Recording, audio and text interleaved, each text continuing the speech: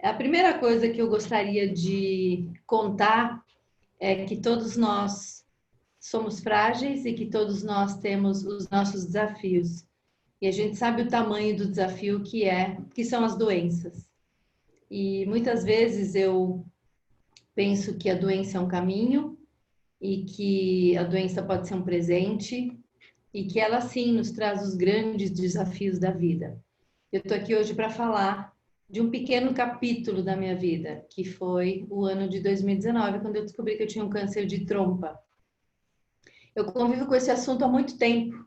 Há 30 anos esse assunto circula na minha casa. Meu pai teve, minha mãe teve 2 vezes, agora tem metástase, meu padrasto teve e quase todos os meus tios também tiveram.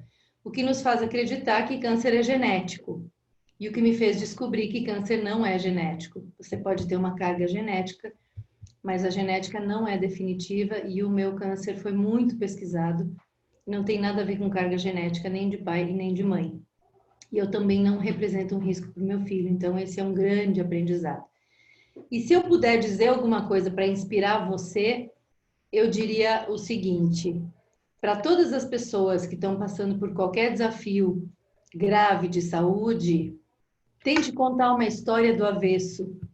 Eu acho que a gente precisa aprender a ser paciente quântico, a ser um paciente positivo, otimista. Nós somos energia pura, a ciência já comprova isso. E como energia, nós podemos transformar tudo que está à nossa volta, inclusive os desafios graves e sérios, como são as doenças. Quando eu descobri, eu me assustei, levei um tempo para processar. Tem um tempo que é muito chato, que é o tempo de cirurgias, etc. E eu decidi que esse seria mais um evento mágico da minha vida. E eu vou contar um pouco para vocês quais são os 3 pontos que eu acho que fizeram toda a diferença no meu tratamento. Eu não perdi cabelo, não tive efeito colateral.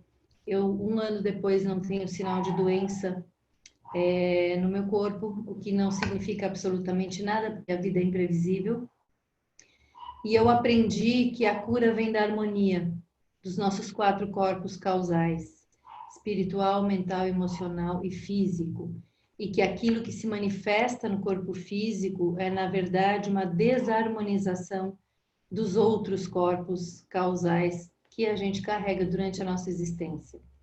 Eu sou uma curiosa do mundo universal, eu acredito e estudo outras dimensões, e acho que a gente está aqui por um propósito, por um tempo, e a gente precisa se fazer algumas perguntas todos os dias, porque a gente acaba se distraindo da vida e se distraindo daquilo que a gente veio fazer aqui. As 3 atitudes que me fizeram enfrentar tudo isso com talvez um brilho diferente, foi primeiro entender que eu tinha um papel como paciente. Ou eu achava que era uma punição, ou eu transformava isso numa grande lição. Ou eu me comportava como uma vítima, ou eu me comportava como uma protagonista dessa história, como mais uma pessoa que passa por uma adversidade. Eu nunca me perguntei por que não eu, né? Como diz a Ana Furtado.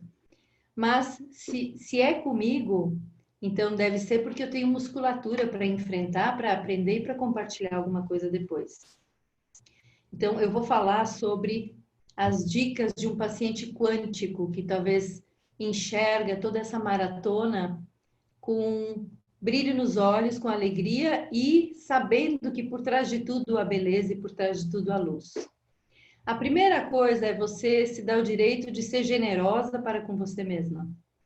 Que você consiga absorver notícias difíceis como essa, sem se julgar, sem imaginar que você tem um decreto de morte, porque na verdade o câncer pode ser um grande decreto de vida, e sem que você se torture mais do que o suficiente por causa de uma doença que é passageira. E que sim, teve dogmas muito difíceis e teve rótulos muito difíceis, mas que daqui para frente talvez se torne uma doença mais comum do que a gente imagina e mais curável do que a gente imagina. A segunda coisa é tome uma decisão interna. Em algum momento, quando eu me recuperei do choque, eu decidi internamente que eu faria tudo que estivesse ao meu alcance, não importa o quê. Não importa se dói, não importa se demora, não importa se está longe, não importa se é caro, não importa, eu vou fazer. para que eu pudesse ter, durante essa jornada, além de muito aprendizado, a certeza de que eu fiz a minha parte muito bem feita, junto com a parte médica, tradicional e integrativa. Não escolha uma ou outra, a gente precisa das duas, né? A terceira coisa, eu me coloquei um prazo para ter um momento doença e a partir disso fazer com que a doença fizesse apenas parte da minha vida, no seu devido lugar, não ocupasse todos os espaços e que eu pudesse continuar vivendo e me cuidando ao mesmo tempo. E eu passei a encarar tudo isso com muita alegria, com muita serenidade. Cada dia de tratamento era um dia de cura, que eu acordava e dizia para mim mesmo: oba, hoje é dia de cura. Então, eu não tive efeito colateral da quimioterapia, não perdi cabelo, eu continuei trabalhando, eu tive um semestre maravilhoso enquanto eu fazia quimioterapia, eu tive muitos amigos à minha volta, eu lancei um livro, eu fiz pesquisa, eu troquei alimentação, e eu saio de tudo isso com uma certeza. Todos nós somos finitos, mas a gente faz questão de não lembrar disso.